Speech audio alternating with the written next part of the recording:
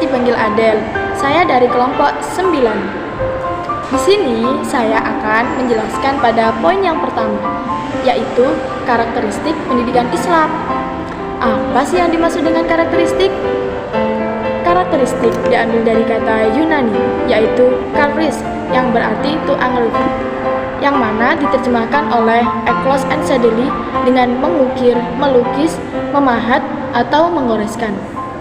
Sedangkan dalam KBBI, karakter itu berarti suatu tabiat, sifat-sifat kejiwaan, akhlak, atau budi pekerti yang membedakan seseorang dengan orang lain dari segi wataknya. Maka dari itu, Kusuma berpendapat bahwa karakter itu biasanya identik dengan kepribadian atau akhlak yang mana bersumber dari lingkungan keluarga, dari masa kecil, atau bawaan sejak lahir. Dari pendapat itu, mereka menganggap bahwa baik buruk karakter manusia itu berasal dari segi bawaan sejak lahir. Maka, jika seseorang bawaan atau gen karakternya itu buruk, maka dia juga akan menjadi karakter yang buruk. Dan sebaliknya, jika gen karakter dari anak itu baik, maka dia akan menimbulkan karakter yang baik juga. Akan tetapi, ada sekelompok lain yang berpendapat bahwa karakter itu bisa diubah atau diupayakan.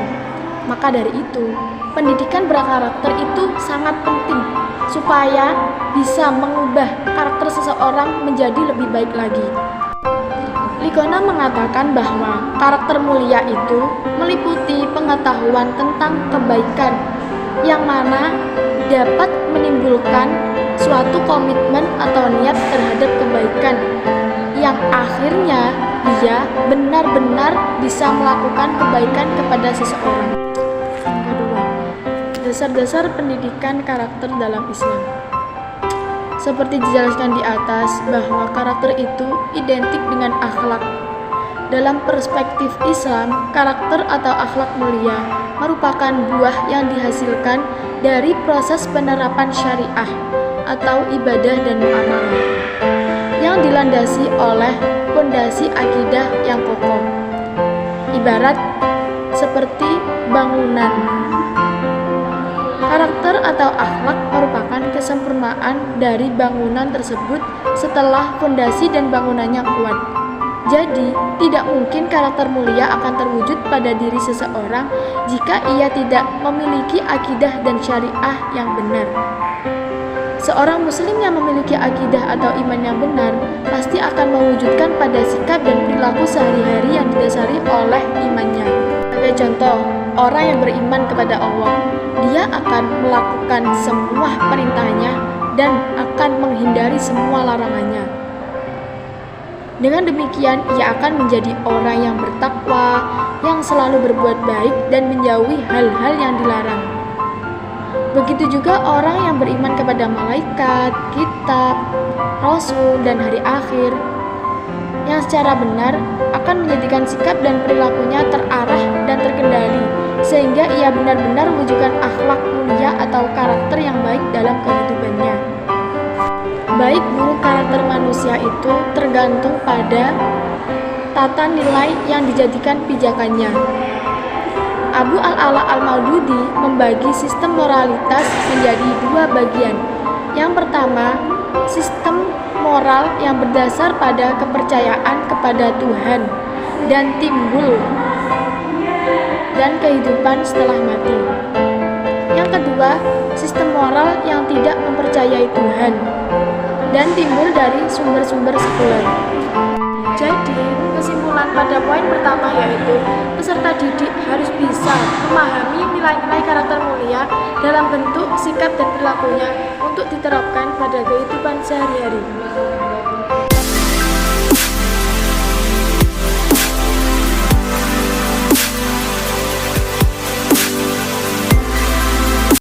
Assalamualaikum warahmatullahi wabarakatuh. Perkenalkan, nama saya Rahmatul Karimah.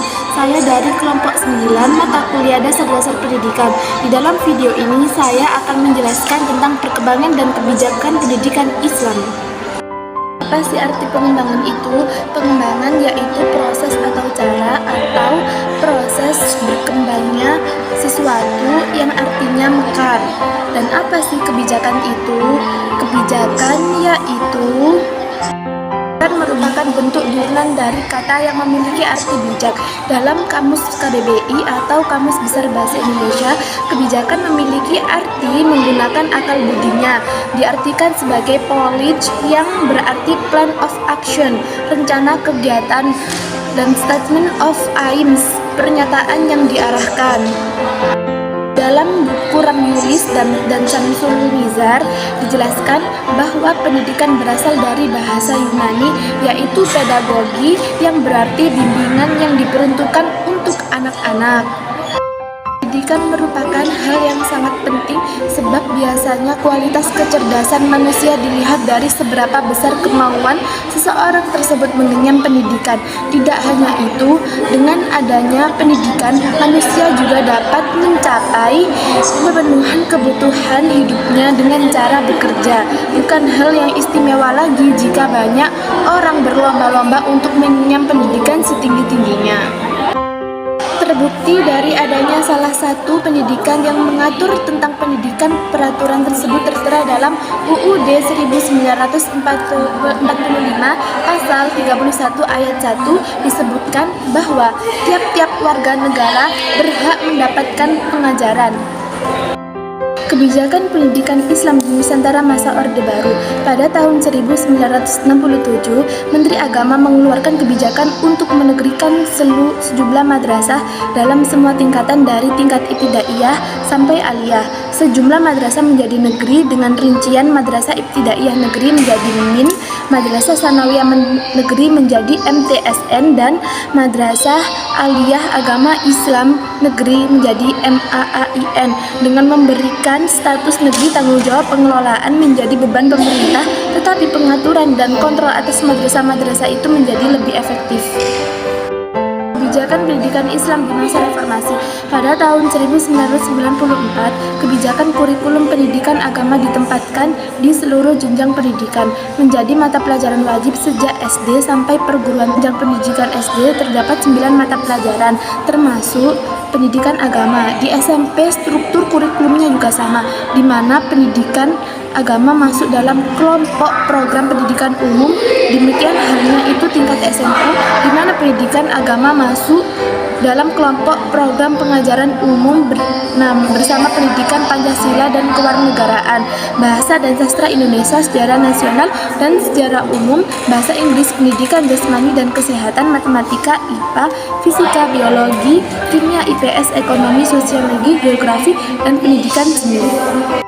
Kementerian Agama Republik Indonesia pada tahun 2010 sampai 2014 menetapkan 5 kebijakan. A. Peningkatan kualitas kehidupan beragama. B. Peningkatan kualitas kerukunan umat beragama. C. Meningkatkan kualitas Raudhatul Atfal, madrasah perguruan tinggi agama, pendidikan agama, dan pendidikan keagamaan. D. Meningkatkan kualitas penyelenggaraan ibadah haji. Dan E. Mewujudkan tata kelola pemerintahan yang bersih dan berwibawa.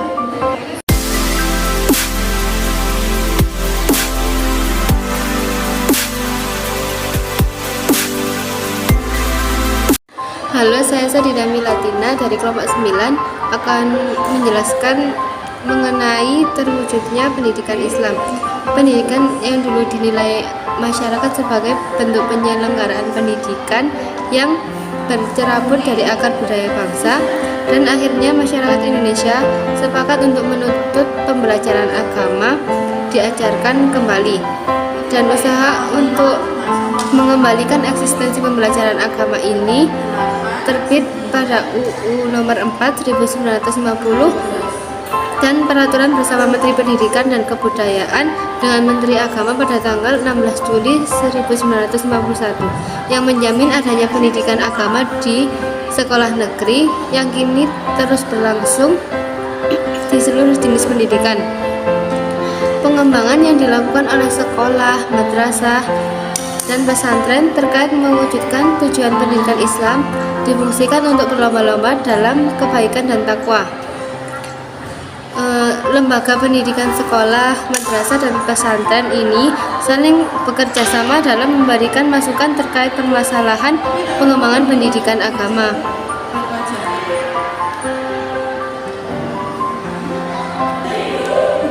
Maka saya akan menjelaskan tentang pengembangan pendidikan Islam di tiga tempat ini, yakni di sekolah, madrasah, dan pesantren. Yang pertama, di sekolah.